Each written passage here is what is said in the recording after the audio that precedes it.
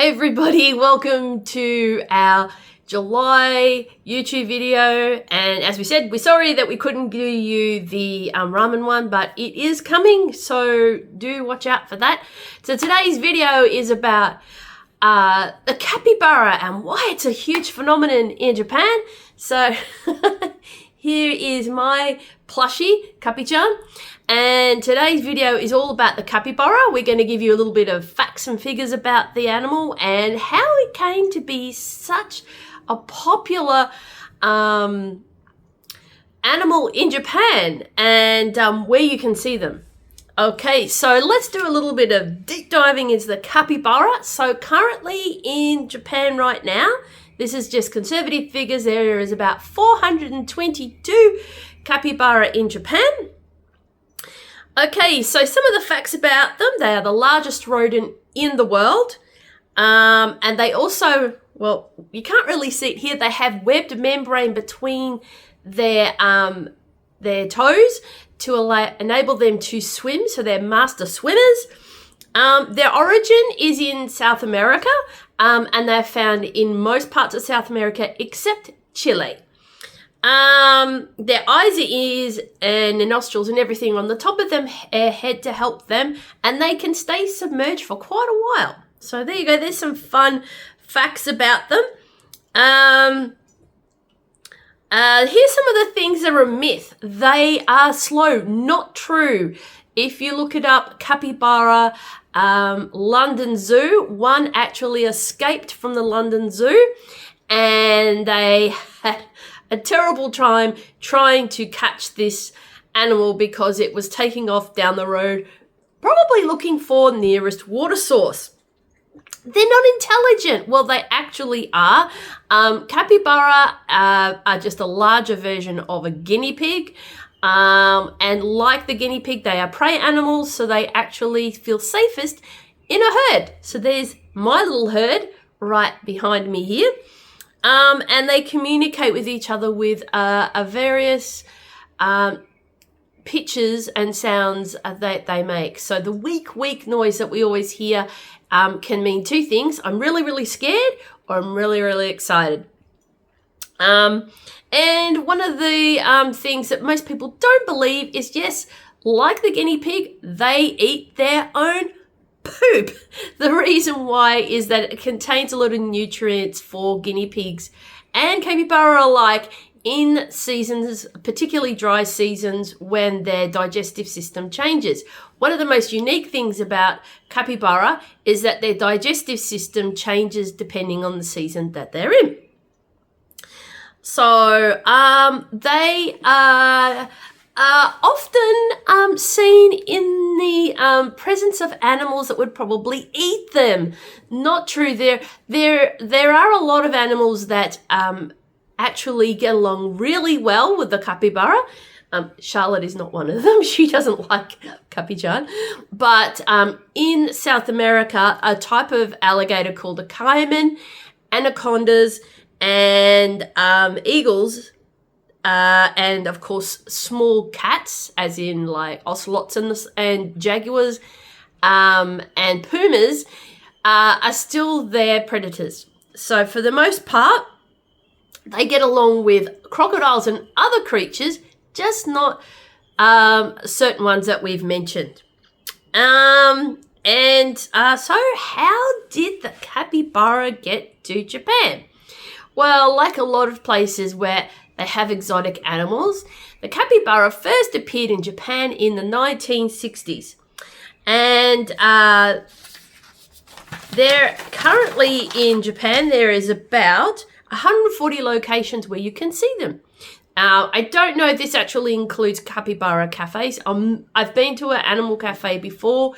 I would prefer to go to a wildlife park or a zoo rather than this, because these gentle giants, like other creatures, need room to roam.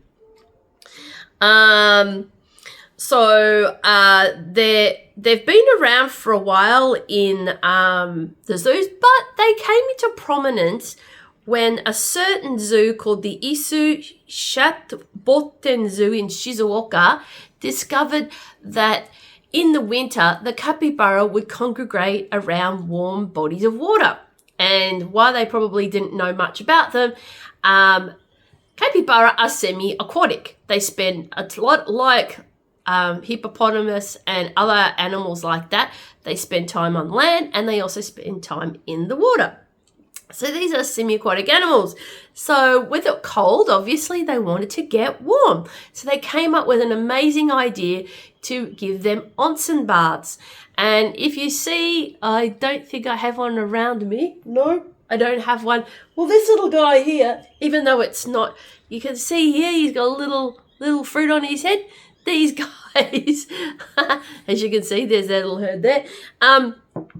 They actually loved the warm baths and it became a phenomenon. So this is where the capybara really came into popularity. Instead of the persimmon you saw in the little ceramic there, yuzu. Now, yuzu is described as being nectarine lemon fusion fruit. It's a little bit different than other citrus fruit. And it's absolutely beautiful. But they stuck these into the onsen and some of them ended up on the capybara's head as well. And a lot of people came to the zoo to see the capybara and they became really famous.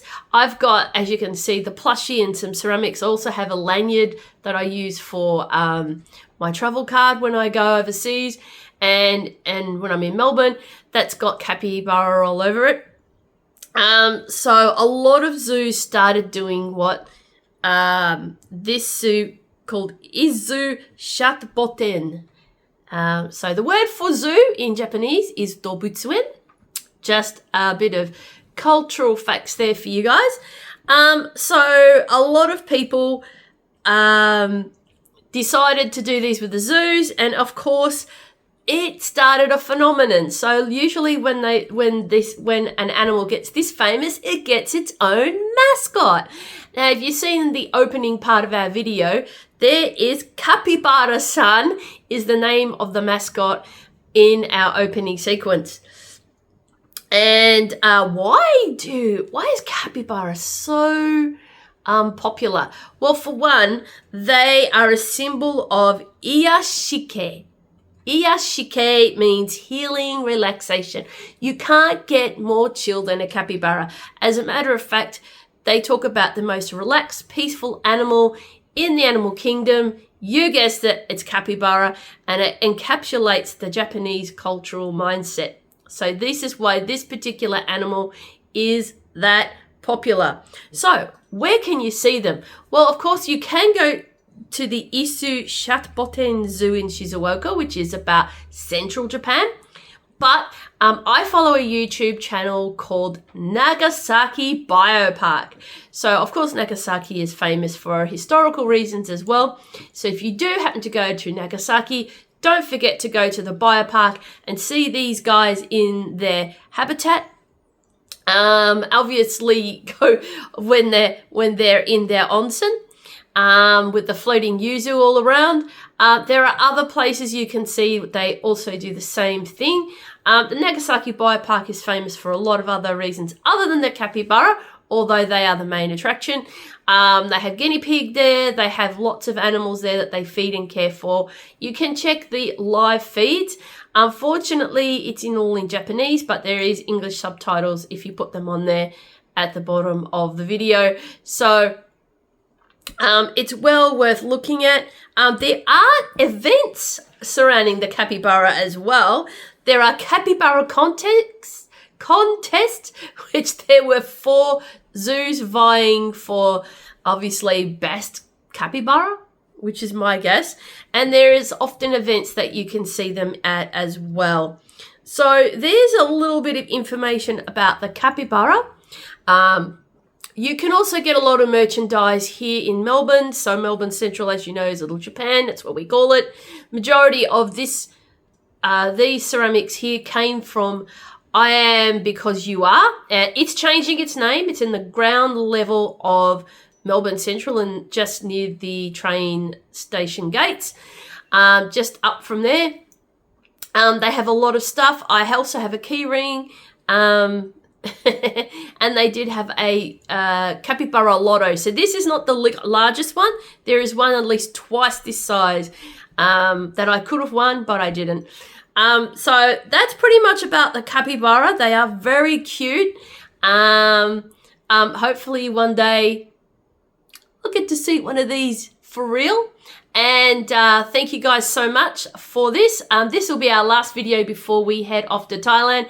Obviously, there's not much we can film there because we've been to Thailand so many times. There's only so much we can show you. But we will be doing some live. We will try and do some live feeds, or we will pre-record them in Thailand. We'll try and get it to you in real time. So thank you guys so much. Thank you for all those who are following us. We really appreciate you. And if you haven't liked and subscribed this channel, so you're watching us on YouTube, we're also available on Facebook, Instagram. We have a website with all the activities. We've got an activity coming in late August that we wish we could film, but due to the privacy of our Japanese guests, we can't. But we might do a little bit of recap on that. And we also partner with a lot of organizations, both in Japan and in Australia. So thank you guys for watching so much. Have a great day. If you're in Japan at the moment, stay cool because the weather is very, very hot. It's been a very hot summer for them. And if you're in Australia, stay warm, stay awesome, guys. Ja Martine, and we'll see you in the next video.